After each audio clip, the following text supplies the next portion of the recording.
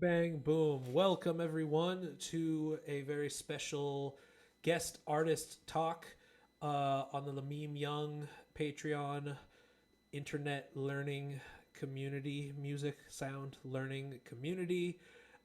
We have, for one of the first times, we're doing this live with an audience, with a real classroom. We have Eric Petra Petra. Petra of a wonderful, wonderful company, music technology manufacturer that some of you might know, Landscape. Not to be confused with Landscape FM, which, as it turns out, is an internet branding mechanism, but not the official title of the business. It is a web domain, first and Yep. foremost. Can't forget that. Never know, you never get lost. Never get lost trying to find the website. That's for damn sure. That helps. But I made the mistake myself. It's everybody. I think everybody has made it at some point, right? Well, Google actually like decided to somehow save some information where I can't get rid of it, where it shows my company as Landscape FM. I'm like, maybe I just leave it because it's better to be confusing or it's something. it's totally I don't, doxed you too, because it does have your address public too. You're out in Williamsburg. You're out doing the. You said you yeah, were. What did you say you were? I said you were in the thick of it. You were. in corporate Disneyland You were in portion of corporate Williamsburg. Disneyland of Yeah. Williamsburg, which is unfortunately becoming most of Williamsburg at this point. But you're holding out. How long have you been out in Brooklyn doing this? um, in Brooklyn, well, living in Brooklyn for like almost 20 years now, but um, Landscape started in late 2015, Mm, right? Late 2015. I think that's right. it's that Um, new. hopefully It's I'm not that lying. new. Yeah. Yeah. Wow.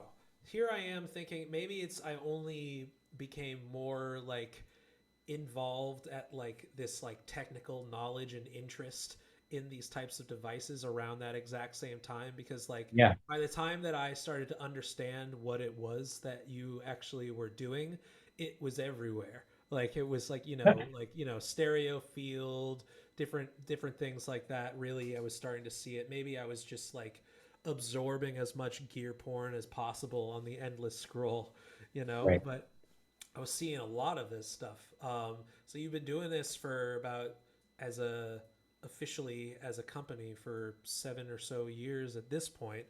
Um, why don't Yeah. we just start out even before that? If you could give us a Sure. little introduction on your sort of background in both, music and more specifically music tech. Yeah. Well, I grew up in, oh, maybe I'll start where I grew up in California, Northern California. Mhm. Got like a 2 year degree in photography actually in Denver, Colorado. Moved out to New York to actually become a fashion photographer, weirdly. Wow. Wow. And then decided pretty quickly that wasn't really for me. And and then started working with a lot of different materials at a fabrication shop for like 5 years, Mm. building stuff for store displays and events and whatever, and working way too many hours and almost killing myself on multiple occasions. And then Sure. had my own like set building company for a couple of years, building sets for photo shoots. So but in terms of the tech side, I was like, really into synthesizers since probably 2002 or 2003, and electronic music. Sort of dawned on me that that was what I really wanted to be Huh. involved in, or at least that was my main, let's say, hobby at that point, that and photography. And then photography slowly fell away, and getting deeper and deeper into the tech side, or just general gear or different types of instruments. Mm. It was obviously that I was pretty obsessed with that, and so I was making like DIY kits and um, just very and reading manuals nonstop. I don't know, like really obsessed with different people's workflow choices. Different designers' decisions on what to include and what not to include, and also how to present those things to people who are interested in using their instruments, and interested in like artists that were using as instruments and the tonalities they were getting out of them, and it all just became very fascinating to me. And then a little bit later, becoming um, really obsessed with the visual aspects of instrument design and user interface, and sort of how that lends itself to a completely different experience for the user, and also a something that I've been sort of obsessed with is the tonality of the instrument technically changes based on the interface itself, because you're able to arrive at different tonalities faster. Thus, the instrument actually sounds better to me. Like, because you get better sounds, it sounds better. And I think that's a fun, like, abstract interplay between, you know, It's funny this. because you're getting way ahead. I want to talk so much about this. I was joking to you before we let people in, is that I'm going to be a real professional Yeah. podcast broadcast host this time, and I actually have all sorts of prompts and questions written down, Great, great. including UI specifically. Getting Go into back. We'll go back. Yeah, I don't know. I wanted just to ask before getting even more specifically in your influences of design, both non-music tech, UI, and just your general visual experience. But do you have any? Were you a musician hobbyist like throughout? Like you said, you were developing an interest in synthesis in the early 2000s, but was that from first and foremost like playing music? Yeah, like I was in, as most people say, in a punk band in high school. Okay. And So always a and musician then. Had been I a get, musician. Gotcha. yeah, Gotcha. yeah, yeah, Okay, good. So it wasn't just like, because Bob Moog, these guys went to school for engineering. Like if you ask them what yeah, they were, like musician maybe way down the list, right?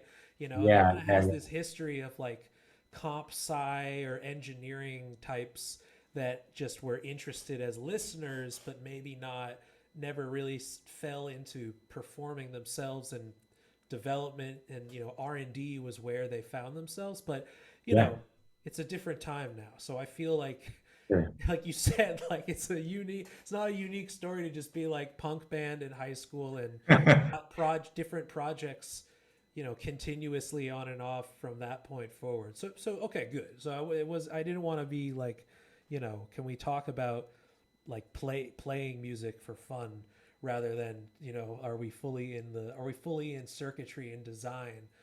Not that that's a Yeah, bad thing, but yeah, yeah. some people really are, you Yeah, know. you arrive at different points through Exactly. different means. Yeah, which is really Exactly. fascinating itself, you know. So I guess what we're talking about, musical and design influences, both growing up and sort of laying the foundation for landscape. On your website, you have quite the thorough, almost manifesto for each object, which is awesome, which is fucking great because, anybody can tell you that I like to drill home that like artists should be able to write extensively about what it is they're doing and not just be like, here it is.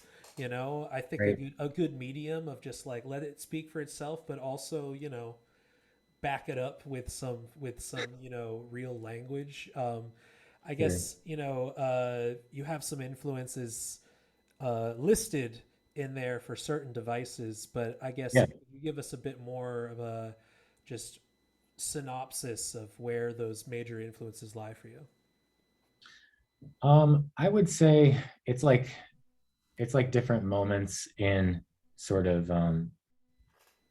in when I was like gaining interest in electronic music, and just have different moments I can specifically pick out where, okay, that was a big moment and it was like a 5 second intro to an Autechre song, you know, and that 5 seconds have been like, holy shit, how was this audio made? This like liquid digital audio that I had no sort of idea of, what technology they were using, or techniques, or how that was, humanly possible, let's say. That probably, that had a big effect on me, I would say. Mm. Um, and also being obsessed with, well, for example, like I'm just gonna name like warp, like boring warp Okay. references right now. I'm sorry, like It's a run of good the point. mill, but like let's say Boards of Canada, for example, being willing to create different tracks or movements um, that are very like raw and emotional and sort of unfinished and unrefined, right? So they just allow you to like see a more um, almost a more clear vision of where they're coming from. They're not trying to refine anything so Mm. that that there's their voice is kind of like ironed out or something. That I think had a really big influence on me because, and I think maybe some of that is might be found in the instruments that I'm making. I guess this just trying to allow for immediacy, trying to allow for like in the moment, like exploration and being okay with, or trying to be okay with the results. Yeah. Another big influence was probably beginning to make electronic music and sort of getting really bogged down with the idea of there being so many technical constraints, like gain staging. You're gonna fuck it all up. You're gonna, you're gonna ruin your mix. You're gonna, and all these things would sort of just make me not want to record anything. And so I think, I try to like ease that. I'm a teacher, but yeah, yeah, I am on the record saying like, well, you got to work on your gain staging, like, yeah, but like gently. yeah, gently, gently, gently, It doesn't yeah, have to be that scary. yeah, true. But I'm still afraid of that stuff. So I think that's I think that some of the instruments I'm making is still trying to get me through some of those, let's call them gain staging fears, or other sort of uh, just there's so many rules that you're supposed to follow, but I love to be able to just not think about any of that and just kind of go forward and hopefully press record in the process and capture some stuff that's cool. Amazing. Yeah, I can definitely understand the like musical influence and also like sort of artists or bands that aren't necessarily of genre, but just like it is like Boards of Canada is like a sound. You know what I mean? Like Right. they're definitely like of themselves. And sort of being able to define themselves, sort of within their own boxed limitations, like a record. And in this Yeah. case, like applying that philosophy to individual objects that like it is your voice as designer first and foremost coming through this, but there's also like less pressure to approach it with like virtuosity or it inspires play rather than like fear. you know some pieces of gear inspire fear, no doubt. I mean, like you look at a giant A lot. Euro rack rig or any of the originals, and it's a good segue actually. Any of the originals of the earliest Moog or Buchla East versus West Coast designs, Yeah. it's kind of intimidating. Like people Yeah. go to grad school, myself included, for this build. You know what I mean? Or dedicate years of their life, like you did, as DIY building kits. Like Right. it takes a grind to some extent. But like I said, that's a good segue because I wanted to ask you your thoughts on American synthesis in the Hmm. historic sense, because you brought up user interface design, and that's going to be, I think, a key returning talking point for this today, because obviously, I mentioned Bob Moog, is kind of the East Coast pioneer versus Don Buchla, the West Coast in the 60s, and they both had different developments, but the argument of philosophy and how one designed one versus the other has been whittled down to East Coast versus West Coast. And East Coast is familiarity, right? Like the Yeah. Model D has a keyboard, and Mhm. ultimately, like the rock star of these instruments would be someone like Wendy Carlos, who makes Mhm. Bach, who makes classical music on a modular synthesizer, versus West Coast Buchla is about exploring intentionally unknown uh, Yeah. surfaces, control surfaces, to think beyond music as something you've heard before, but as something that you should explore and create. And then having someone like Morton Subotnick be the rock star example of Yeah. that in the 60s. Yeah. Not to say that there should be a binary, but how do you feel? Where do you lean from a developer UI and synthesis sort of philosophical perspective? Do you feel like there's a need Sure. for both in the 21st century? Yeah, I love the interplay between experimental and then what would you call it, like tonal or Or I don't know, familiar, you know, familiar, let's say. familiar versus unknown, you know, by intentionality in the design. Yeah. Yeah, I love I love both. I love the ability, the interplay to be able to hopefully transition between like well, okay, I'm working on an instrument that is trying to sort of be able to go towards something that feels familiar, but then you're able to switch into some unfamiliar territory very quickly. And to me, that feels like the ultimate. So with some of the other things that I have that are out, it does feel mostly like there's a lot of like Buchla influence, obviously, like in knob choices and certain layout choices and ergonomic choices, and obviously with the stereo field, there's I'd say some pretty big influence from the uh, oh crap, everyone's gonna hate me if I say this wrong. Is it the Thunder controller or Thunder? Oh man, the one with the sliders that go like this. I'm just spacing on the name. Um, Not sure. anyway, so different interfaces, and also I also have tonality. Some of the tonalities of my instruments I think are influenced by Serge, because Serge is so obsessed with like or felt like yeah, the one that looks like the bird someone says in Yes. the chat. Yes. Thunderbird. I'm spacing. Sorry, but Don. Uh, so Surge is The seems to be Sensei Morph Thunder. The Sensil Morph Thunder. Bart. well. That's the one that's like yeah the next step with Sensel got with Bukla and yeah Right. Right. the Sensel Morph Thunder, yeah, exactly. Um, so like Surge is really amazing because he was influenced by a sort of um, a more a movable line between like modulation and like the final sound source. So you can just sort of, and you can do like feedback patching, right? And it's sort of blurred lines of synthesis to me, or sort of like zooming in on synthesis and just doing whatever you want. Um, so now I'm losing track of your question, but No, it's okay.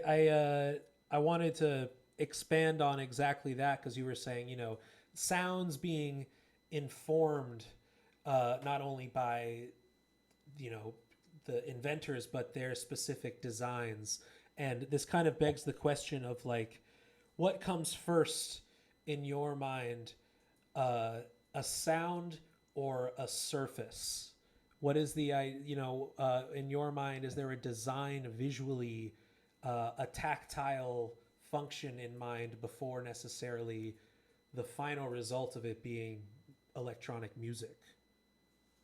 I think to me, well, okay, based on like my design process, I have an idea and I immediately go straight to the interface before, if I know that the design that it'll even work first and foremost, Mm, and that it's worth it. Because but part of knowing if it's worth it for me is if there's an interface that makes the idea approachable and worth it, if that makes sense. mm. Because I feel like I could have like I could create an interface that and hopefully the idea can come to fruition. But if I don't want to interact with it personally, it is about like what I want to see, I guess, and what I want. Like it's a selfish thing It's got to too. start. It's got to start with you. It's like That starts literally somewhere. you gotta be like making the music that you want to hear. You gotta Yeah, be making the designs that you want to play with, yeah, right? yeah, And that's, yeah. I guess, that's like ultimately a good thing. It's human by Yes, in essence, right? Rather than necessarily, I feel some generative instrument designs are intentionally off-putting, or like, how can I make this the most spaceship looking, but not necessarily like I want to put my hands on it, right? Like make yeah. it a hands-on experience. I was just talking to someone, a student actually, about this question of the politics of surface control and instrument design as well, Oh, and how, you know, one could argue that Bob Moog's, use of the piano, the Western 12 tone scale, is not necessarily like maximizing the technology or even the medium, because Yep. you're just using it to make sounds or at least tuning systems that already exist. And it shows based on how DAWs and MIDI work, right? Moog had a huge influence in just, standardizing tuning towards our Western ears, while, we could argue Buchla is a bit more microtonal or freaky Yep. in that regards.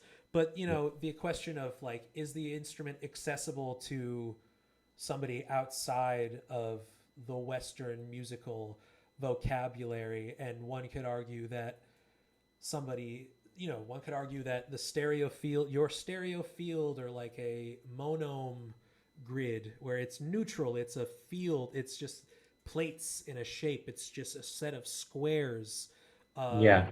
might be the direction of not only keeping it accessible, but also kind of like open to an internationalism by design. Sure. Yeah. I feel like in the question now, how do we decolonize Yeah. electronic music or music in general, when we have literally any option available to us in Yeah. technology? We just have to make it, right? Yes. Have you had Yes. any thoughts on this, or have talked to anybody about this, about the idea of accessibility beyond musical skill, but even like background of the user, right? Yeah. Yeah. I actually had a really great talk with, do you know Georgia Ann Muldrow, uh, Who's that? the producer, singer, multi-instrumentalist. Yeah, her work's really incredible. But I was talking to her recently about stuff around this, and she was saying that the idea, it's like the idea of like decolonizing the interface, or decolonizing the instrument itself, which I thought was really great. And like it's something to aspire to, or just leave it as open as possible, is is the ultimate, I think. And so I so part of, I guess, my intentionality behind some of the interfaces, to try to leave as much language off as possible, which I think is important, and just try to have it, just like anyone from any part of the world, just you arrive at an interface and you just start to touch it, and that's that. It's not like English language, boom, right? All over the interface. Like I find that kind of, and some like I find that kind of funny sometimes, to just like, there's so many instruments with the English language on it. You're just like, oh my God, it's everywhere. Um, Yeah, and I taught college in Puerto Rico, and we're using Pro Tools, and all the computers, even, you have the option to put it in Spanish, but half of the options in Pro Tools language wise, there's no translation. it doesn't make it. Yeah, yeah, It's just yeah, EQ. It doesn't say, you know what I mean? yes, We just yes, put yes, EQ, you know? yeah. That's it. Yep. Yeah, and I mean, obviously, like my website is in English. That's the only language I speak. But uh, hopefully, Google Translate is helping out a lot. But The it's lack definitely of also, language and the neutrality in design, like you said, like if you yeah, looked at a stereo field, it is visual learning that could equate to the sonic, rather than like yeah, functionality by specifics. You know what I mean? Because in the yeah, open yeah, endedness of the instrument, right? Or yep, control surface, rather. It's just interesting that, it's great that you've thought about this, because I think this is something that isn't discussed enough. Is, the socio and geopolitics of electronic music, and tuning systems, and yeah, all the different sort of, real music theory being applied to the 21st century now, because it doesn't matter where you are in the world, as long as internet exists. There's a free app out there to make something, in the very least, right? But is it right. accessible That's to the my, music that you're accustomed to in your part of the world? yeah, That's the question. probably, you know. Yeah, I'm Decolonize, very. hashtag decolonize Ableton. Let's get it going. Let's get it popping. Let's tell them let's let them hear it in Berlin, all the way from wherever you are in the world. Um, um, so Yeah, continuing on that, just in UI design,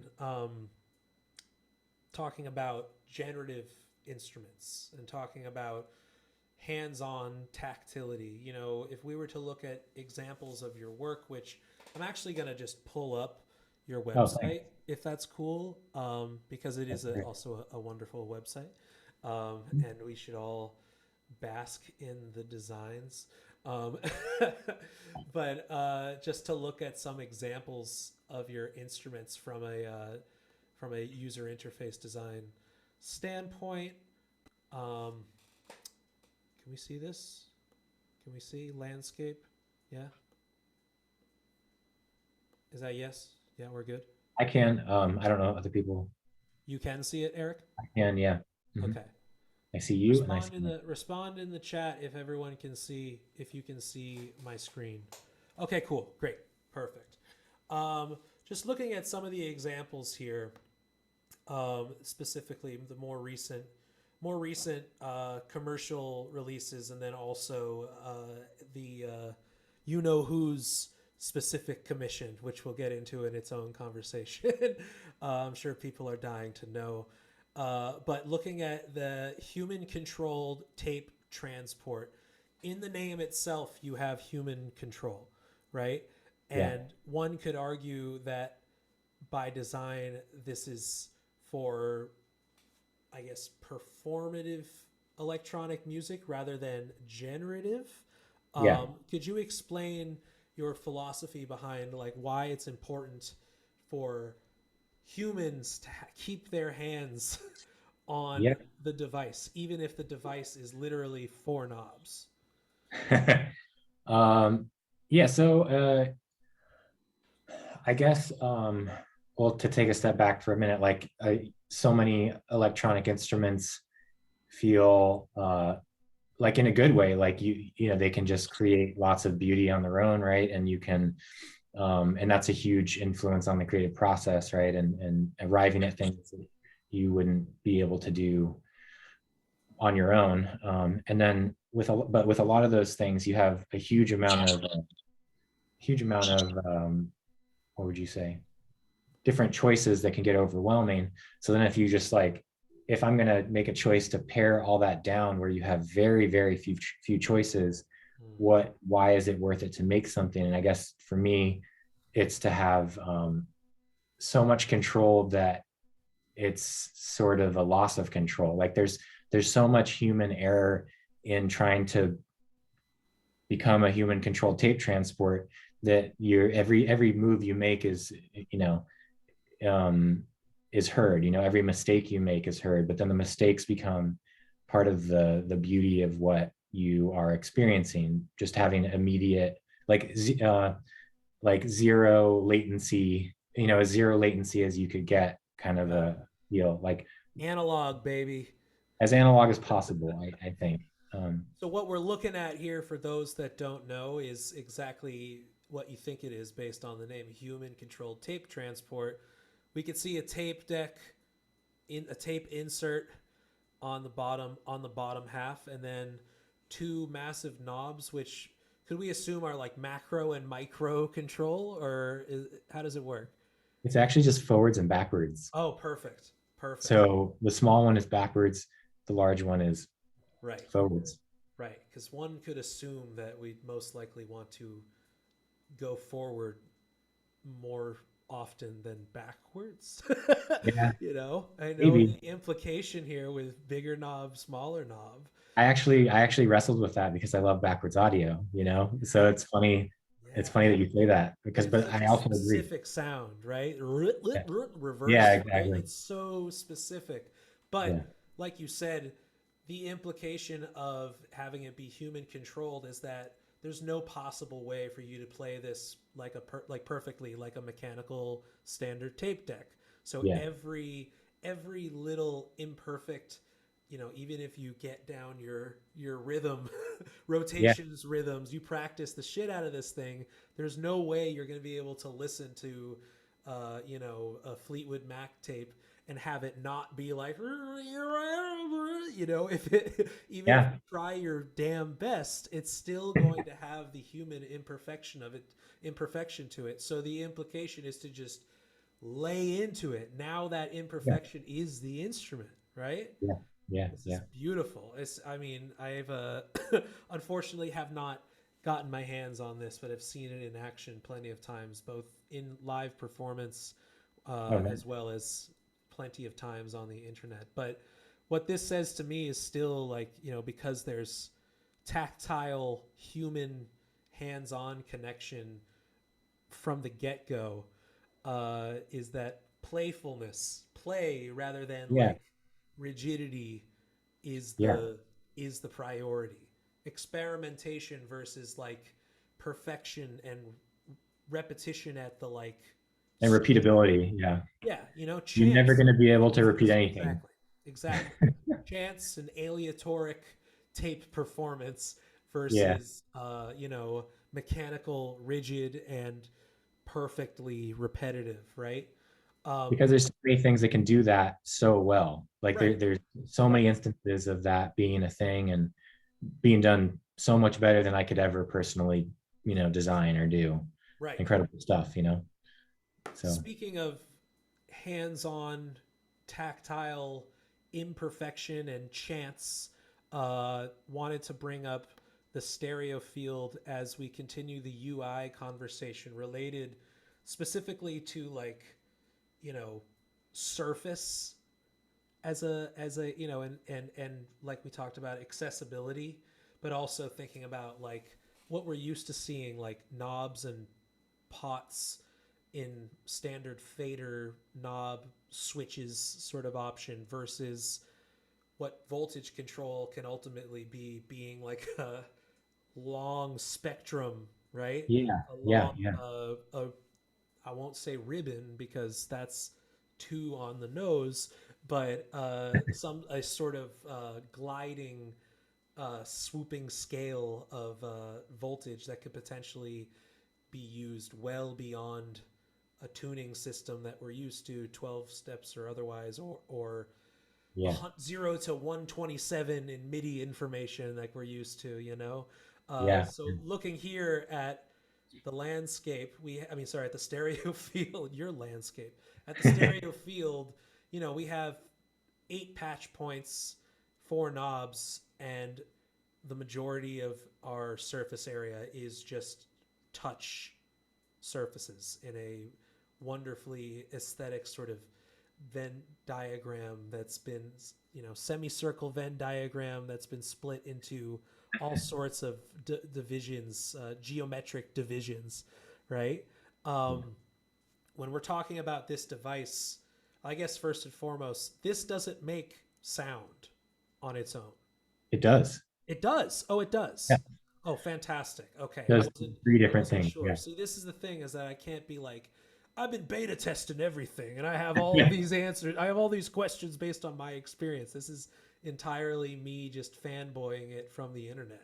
Um, That so I it's a guess really common thing that people yeah. think that it doesn't make sound actually. So tell us what is the stereo field beyond a wonderful touch surface?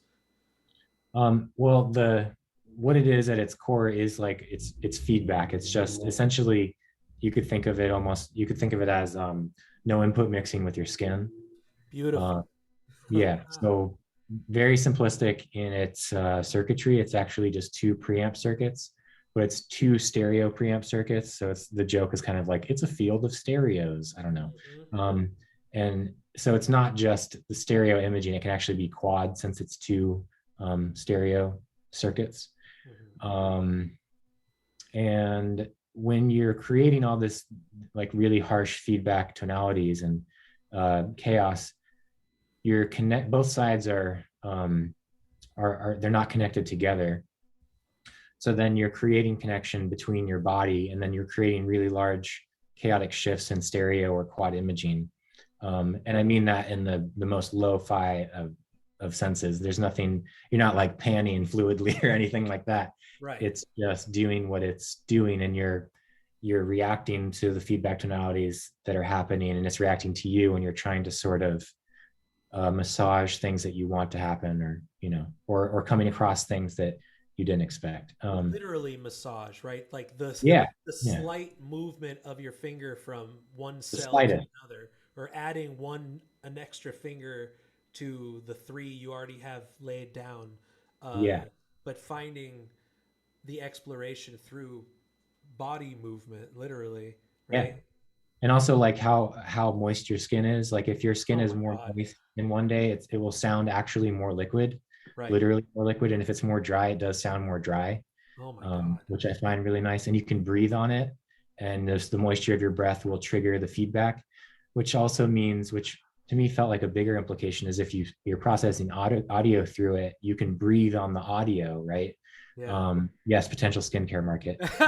You, and and you can breathe on it, and so you can actually change the stereo imaging with your breath if you pan from one side to the other. So if you click on some of the videos I have later on, when anyone gets a chance, there you can see me panning with my breath across the surface, and you hear, if you have headphones on, it panning back and forth with the modulation, because part of it being like quote unquote no input mixing with your skin means you could send external audio through it and completely destroy the audio in all sorts of ways.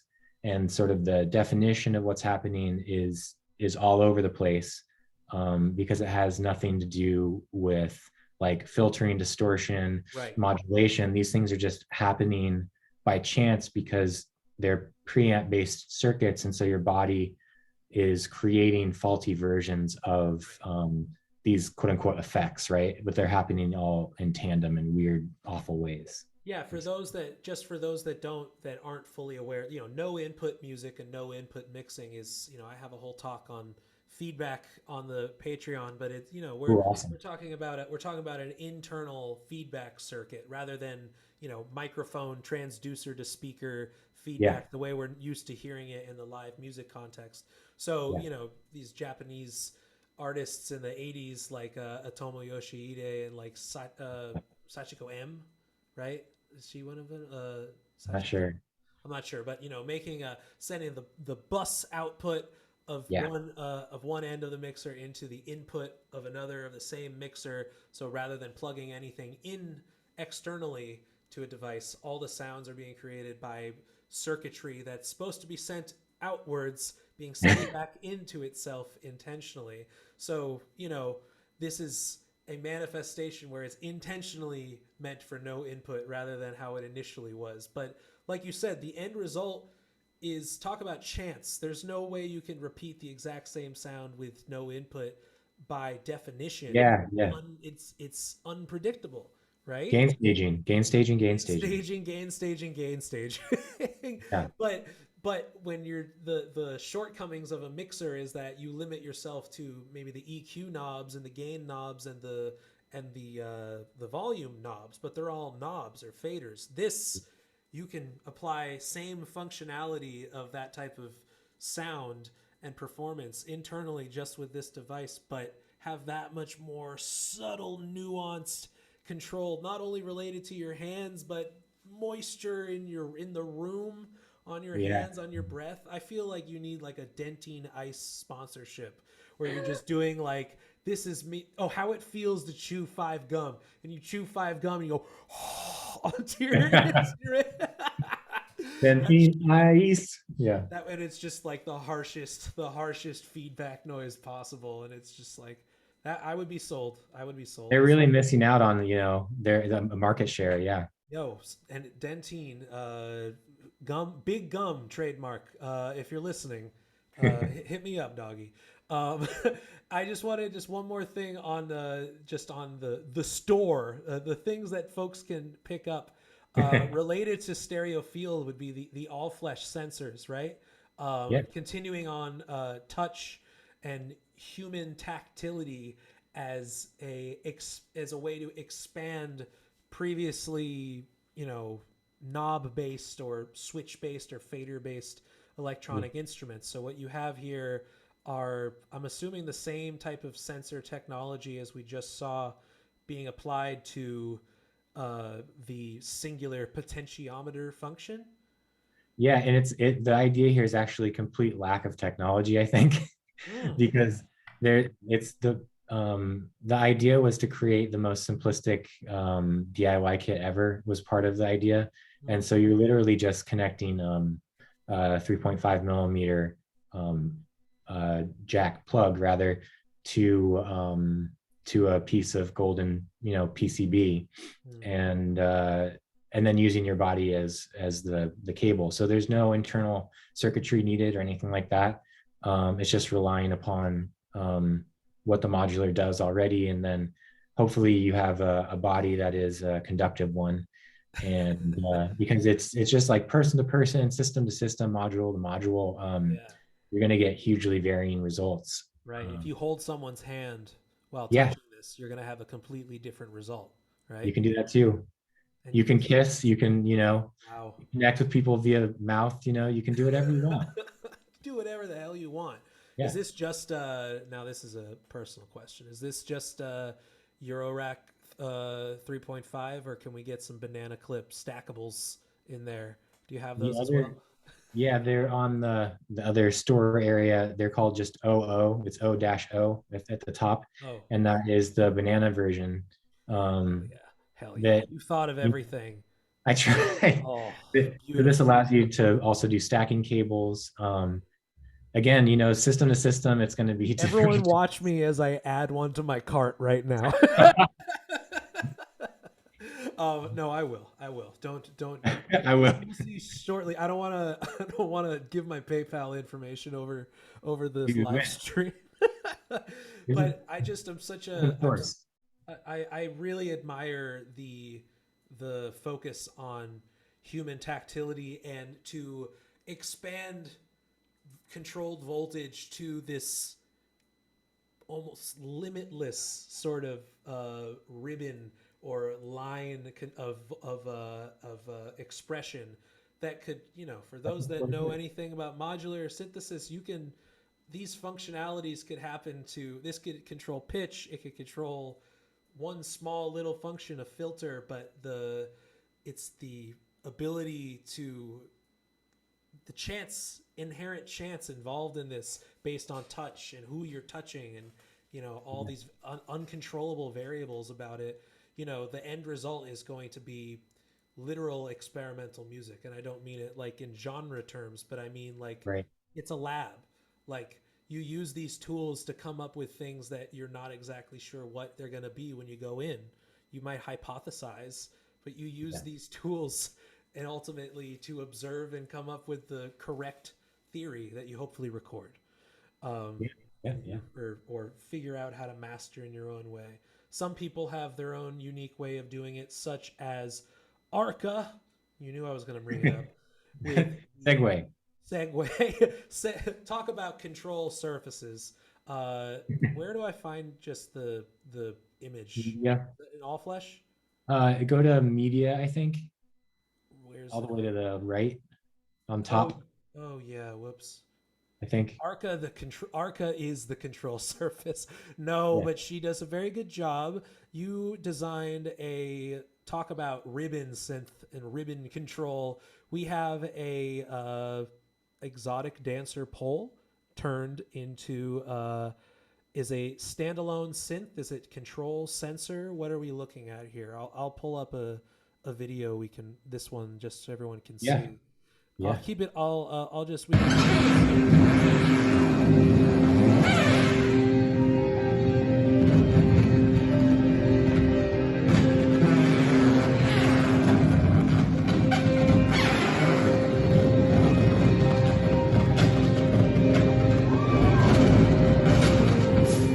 Woo! Woohoo! Could you see the dirt coming off of her heels in that Oh shot? God, no. Yeah, so she had a the performance space was huge in this. It was like Yeah, the shed, 60 the feet big across. Bank of America, the Yeah, experimental music venue, right? yeah, it's huge.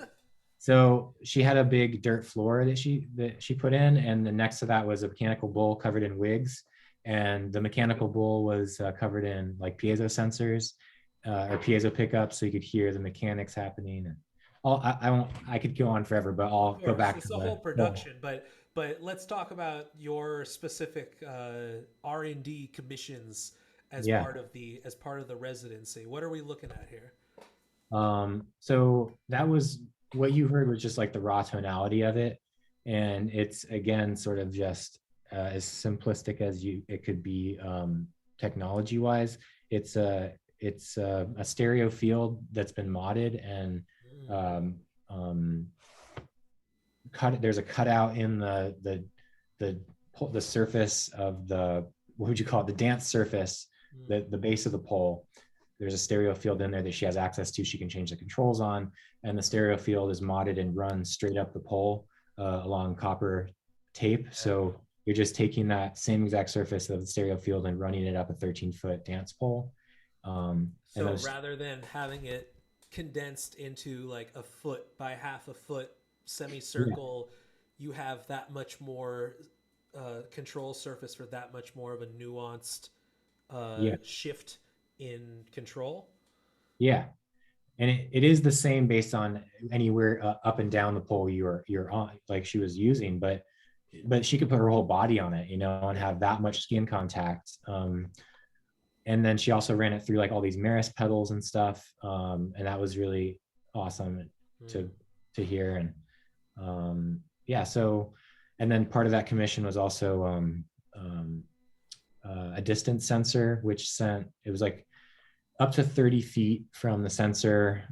It created um, we created different MIDI scales, and it would send to uh, a Prophet 6 that I programmed. And so she would just, use her whole body to change the scales and play notes. And every time she would enter into the very small beam of the field, which was probably like 5 inches around, anywhere in a 30-foot range, she could trigger the synthesizer. Um, so It's those are the key just things. talk about chance and talk about like the ability to change things ever so slightly. Like you said, like expanding beyond 10 fingers, now you have your whole body potentially to use as a way of controlling voltage. And what we heard Yeah, here, like you said, that was the no input initial, like the actual built-in circuitry of the stereo stereo. field circuit. Yeah, exactly. Wonderful. So there you go, folks. That's what this is what no input sounds like when controlled by a massive pole.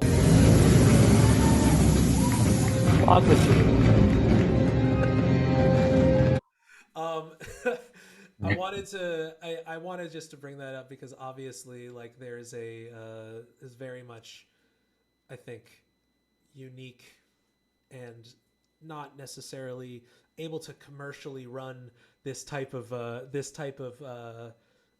idea. But when a commission comes to play, like a grant and a residency and the opportunity to pull something off like this, Yeah, this is sort of one of those sky's the limit. It's like, yeah, you've let's do it. brought, let's do it. Do the I thing. can Yeah. only imagine like how exciting as someone like I've only been able to limit this to a box. Now you tell me I can put it on a pole. Yeah, Incredible. yeah, that was very exciting for sure. Beautiful. Expanding on just, I only have a couple more questions. Then we'll open it up a Q and A for folks here because I want some Sure. folks to ask questions. But expanding just on this, human electronic music, touch electronic music, and maybe organic, being organic matter being a very important to the control elements of this. I want to talk about the noon being Oh that yeah. it is your new prototype and that it is completely it's a passive analog drum machine and synthesizer, meaning it does not require power on its own, but it is powered by an external device on its own. But in relation to this idea of like harnessing energy and the world ending and things like that, and solar, I live in Puerto Rico, solar is a big thing here, and there are plenty, I've That's talked to awesome. plenty of other synth designers, including I've had on here this designer Molasses Industries in Virginia that makes crank powered synthesizers as well as solar panel powered circuit boards, sonic circuit boards and things like that. Yeah. Is that something on your radar that you're trying to tackle here with this passive Yeah. analog synthesizer? First and foremost, it does not require its own power. Is that something you're thinking about consciously here? It would, I feel like it might have been an afterthought. Like I thought that was a like an afterthought that I was happy about, you know? It's Yeah. like um yeah, I don't know if it was thinking back to the original, like where the idea came from. I don't think that was the main thing. I Mm-hmm. thought that's cool that you don't have to have this extra, just you have to carry a power source around with you is cool, but you do have to have other things that provide a voltage, obviously. Right. um yeah, so I guess that's probably wasn't the total intentionality of it. Mainly it was mainly it was just getting as much, well, I think, okay, I think part of the basis is like when people are creating sound oftentimes, or I think it's become even more and more, I've seen it happen more and more, you have some clean tonality or some tonality that you're familiar with, you know, that of coming from a specific synthesizer, but then you see people immediately like process the heck out of it or send it insane CV voltage, or you're trying to degrade audio in some way or put it through a tape simulator. You know, there's all these different ways to fuck up the sound more. But some of the, I think maybe a general idea with things that I'm making as well as this is I want it to be sort of, it's already starting at that point, and then you just do with it what you will, because it just, I'm like, that sounds really time consuming to have to worry about processing everything, you know, and like, and what does that do to your creative process if you're like, if you don't think about that as much. Let's say you're still going to do it because people being sound designers and people being interested in sound, but um So you're yeah. saying that the root of the sounds that come out of this, like based on just internally, what's when you make it happen first and foremost, we're already past that. Like you can't necessarily design from scratch. Your voice as a synthesist is heard in the unique circuitry internally. Like as far as the sounds themselves, that we won't just get straight sine wave kick. Yeah, are you There's saying from me or are you saying from the user? No, I'm saying from you, inherently in Yeah. the design, like you're saying that the processing things that have been fucked up, like you said already. Yeah. What does that mean? How Yeah. what fuckery have you done to this Right, before right. we get our hands on it? It's a lot of that is just me not being an electrical engineer, though I worked with an electrical engineer, Eli from Mystic Circuits, to make this happen. So he was the one, like without Eli, it wouldn't have come out as amazing, you know, I wouldn't be as happy with this at Yeah, all, you yeah, know, if he wasn't involved. Um, so yeah, so he helped me like wrangle it in and also give a lot of amazing circuits as backbones to then, hmm you know, that we then like modded, manipulated, really messed up in certain ways.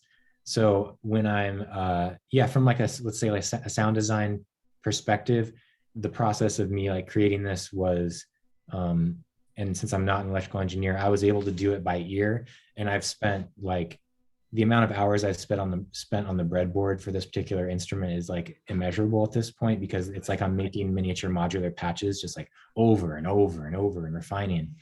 Um, and there's a lot of chaos based on the choices that I made, which are not electrical engineer based, and also just to get, you know, a sort of richness that I love out of other instruments.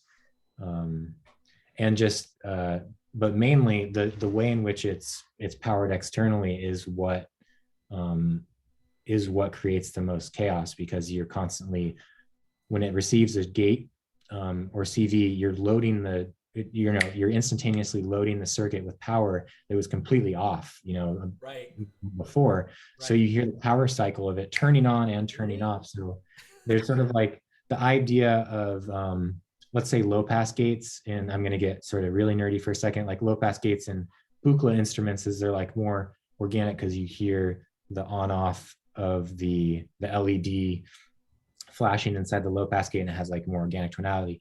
I'm like, okay, so what's the idea of like a low pass gate as like just voltage itself? And to me, like this is kind of a representation loosely of that, to get really nerdy.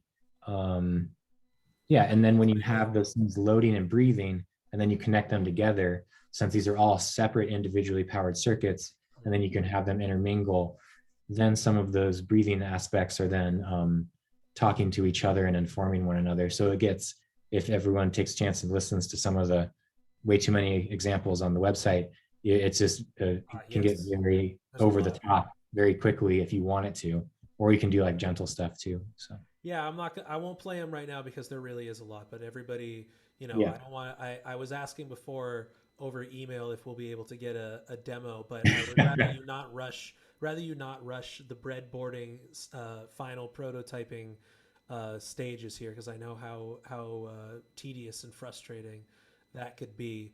But I mean, I feel like this is kind of a thing now as we enter like 21st century synth design and instrument design is like you said, like you're not a electrical engineer by professional training. You are doing this by ear based on like almost like like what would this, experimenting like so as long as it doesn't blow up in your face, what can Yeah. we do on the breadboard to potentially change the sound and like might potentially like by the book like not supposed to be done, right? Like, no input is a mistake Yes, yes. by manufacturing my Yamaha standards, right? That is a mistake. Your mixer is not supposed to be used that way. But when you, the designer, decide to say like, oh well, what could we do so as long as we don't hurt ourselves or the circuit working with electricity in that way, um, Yeah. ultimately we end up with some of the most unique designs you could think of already from the point of interest sonically and aesthetically that you, the designer, have put forth. Like you're doing this by ear, like you said. It's not about theory of circuitry. It's about, ooh, yeah, save this. That sounds Yeah. great. You That's the know, thing. Yeah. it's wonderful. Absolutely wonderful. When can we expect a proper small release, or at least start to hear our favorite artists who have already gotten a pre-order in. When can we when can we expect this to be ultimately on the market? Well, I was trying to have it open for pre-orders like late January. But then of course I came upon some changes that I wanted to make that seemed worthwhile, and sounded much better than I initially thought. So now I'm like, at least it's like getting better as part of the delay, but like, Yeah. I'm just implementing like a few changes, and and then we have to do some more testing. So I think that pre-orders will probably happen like maybe maybe mid-February now. Um, The and problem of being the designer and like your own CEO, right? Is you can be like, yeah, oh well, gotta keep working on it. gotta, yeah. When Like is I the thought I was time to done, and then let I put in go? like, you know, then I put in like 80 more hours in the past couple of weeks of, you know, fixing, just zhuzhing things, let's say. So Zhuzh. Just a little zhuzh here, a little yeah, zhuzh we'll, there, like, and by zhuzhing meaning like, what if I used a capacitor of like 5 like volts change? You know what I mean? Like the yeah, slightest difference of tiny little part, because that yeah. ultimately, when you're exploring circuitry through sound, you can end up with hopefully it won't blow up, but you end up with completely different results based on those tiniest little zhuzhes, right? Yeah, it's endless. That's the problem. Is Endless, it's endless zhuzhing. yeah, endless zhuzhing. So, what would be your advice to aspiring or currently working independent synthesis designers, both of instruments and hardware, software synthesis? I'm talking, people that want to make Max for Live patches for other people to play with, people that are building things for the public to get their hands on, whether it be hardware or software. Do you have any words of wisdom? Because there's some I know for a fact, some folks in the chat here do this themselves, either commercially or independently. Awesome. Um, yeah, I think what I always come back to is well, first and foremost, just like if you have something you're super excited about and is super specific to you, like just like trying to honor the thing that drives you the most and really not being afraid of like thinking about what the let's say what the market thinks or what you think will sell, Right. because I think that really comes. Commercial versus Yeah, non-commercial. I don't know what the word is in manufacturing, right? yeah, because I think that sometimes that can translate in like the final your final design, because then you come across things that only you would come across because you feel so excited by the process, because it feels more like um, more genuinely you. I think that's really helpful. Mm. Though it can be really scary, it's Yeah. very scary to like to do things that are super weird, let's say sometimes, but be your weirdest self. And then also just start really small, like, cause, and just go with like very simple ideas first. Cause if you have an idea that's, I'm going to make a full-fledged 12 voice synthesizer that can save patches and that's covered in knobs, and, you know, then, if you're just starting out, ultimately you're probably going to be discouraged, and the amount of time that you have to invest in that process is immeasurable. I think it's important to start pretty small, you know. Mhm. I mean, it depends. Like if you already have like a huge amount of, if you're not like me and you have a huge amount of resources to pull from, or, you know, background, then by all means, make the dream thing first. But for me, I'm like working up to the dream thing, I think, How by do you making other easier things. how do you feel about making things that already exist? Like somebody who's a synth designer and be like, I want to make a filter. You know what I mean? Like, do you think that it's worth putting in that immeasurable time Right. towards reinventing the wheel versus creating a new wheel to begin with, right? I guess that's kind of East Coast versus West Coast still, right? In a way, yeah. I mean, there's a lot of East Coast revision happening for sure, and that's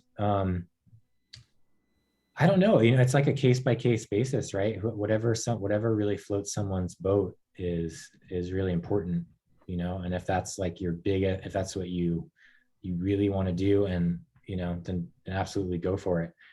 For me, I always just come back to, I know that other people, I've actually heard other people say this too recently, like the Herbs and Stones, they make like the liquid foam synthesizer, and Gentle Wham, he was saying something like this as well, that there are other people out there who are going to do a better job at that than I am, I feel like, because so many like there's so many people have done so many great filters, and I'm like, if I try to do one, I'd probably want it to be like a really fucked up filter, I guess, first and foremost, like, Yeah. in a way.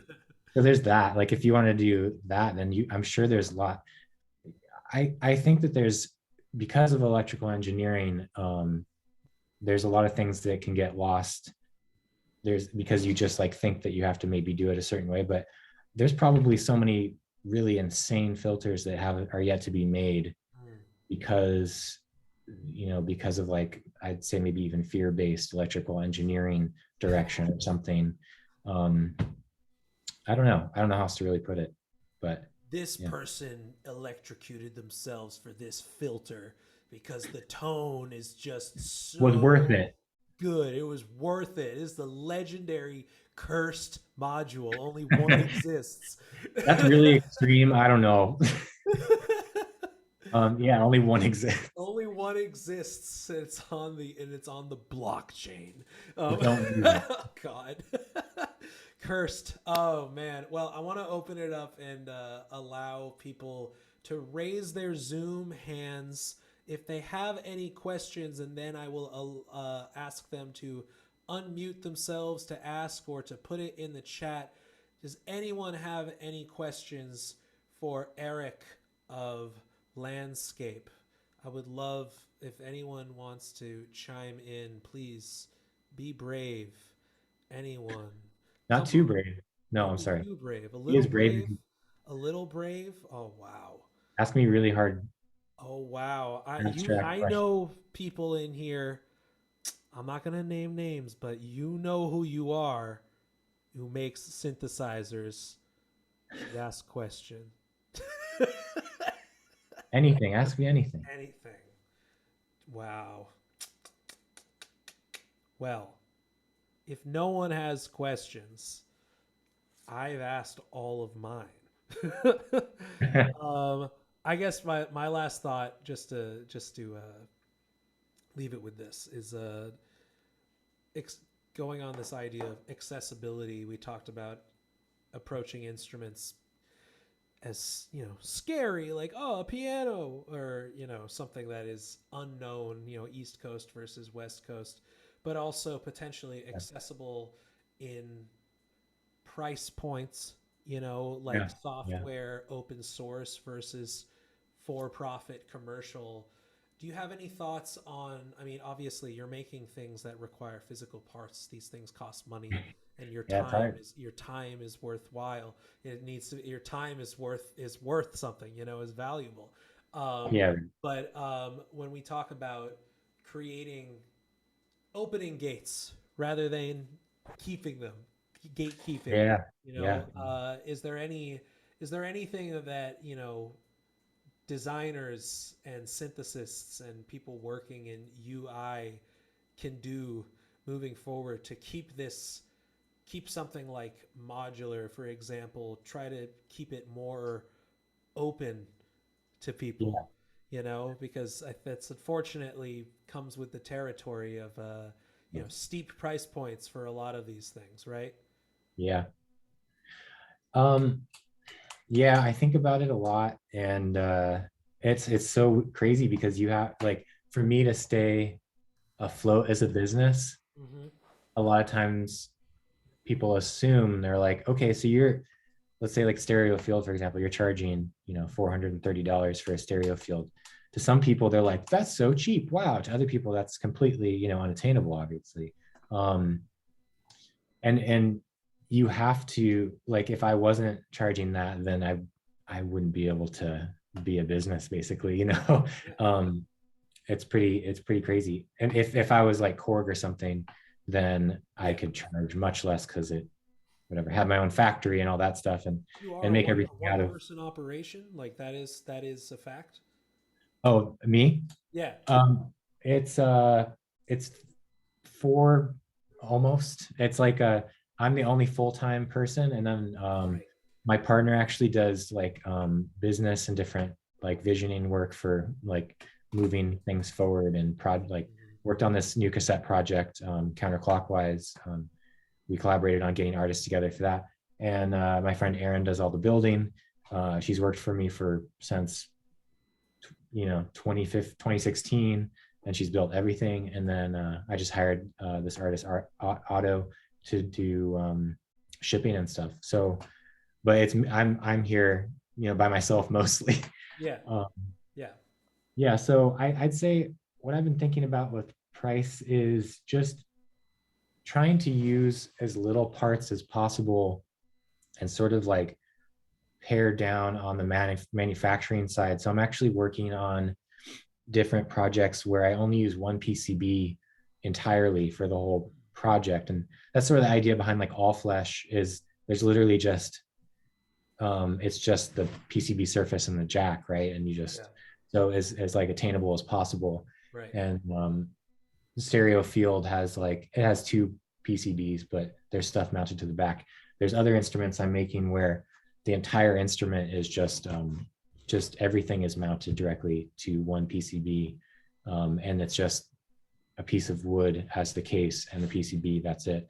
So that can help bring costs down, but still being a small manufacturer, Yeah. designer, it still then that boosts it up again. So it's like a, Yeah. I mean, you have to. If it's your job, you have to pay bills. You yeah. the office is you're in Williamsburg. Like rent needs to be paid, unfortunately. right? Yeah.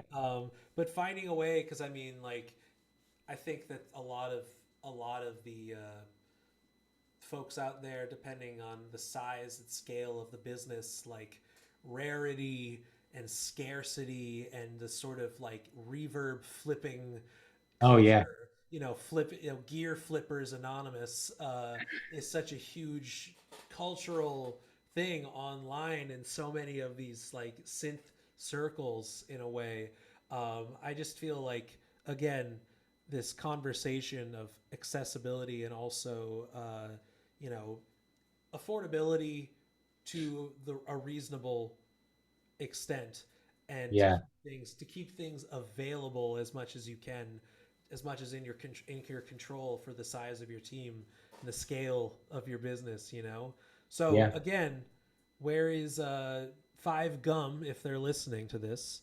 Yeah. Sponsor our people at Landscape. They'll do the ad. They'll do the breath campaign. Yeah. I'm your agent now. And then we'll have a giveaway based on that income stream. Yeah. Yeah, right, exactly. Like you need the check up front, then you'll do a giveaway.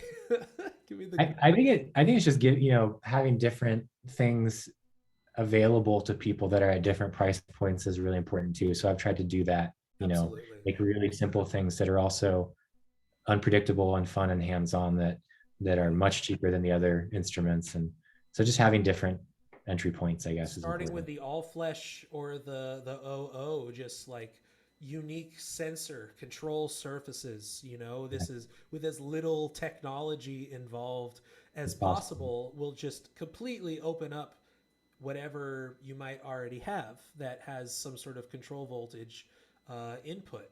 Uh, I have the OO page open now, so you're going to see a new order in a second. Um, Or the sound which as well is like as little technology as possible, but lends itself to a lot of different things, and it's cheap as well. So yeah, Everyone, go check out the website landscape.fm, www.landscape.fm, which is the web URL address for Landscape, thank you. a synthesizer and music technology design manufacturer. Eric, thank you so much for taking the time. I hope people No, check out your work, and your pre-order list is overwhelming, and you're set for the rest of the year based on that alone, because designers such as yourself deserve it. You're making forward thinking designs ultimately result in forward thinking music, and that's what the name of the game is, right? yeah, thank you, and thanks for everyone for coming and Yeah, sticking with us. of Talk, yeah. course, yes. Everybody, if you have questions and you think of it later, maybe, maybe I'll slide them to Eric. But Yeah, feel should have free. thought of them now. Should have thought of them ahead of time. Okay. Yeah, Anyways, thank you, Eric. yeah. See y'all later. Have a good evening, everybody. Take care. Good one. Take care, everyone. Bye.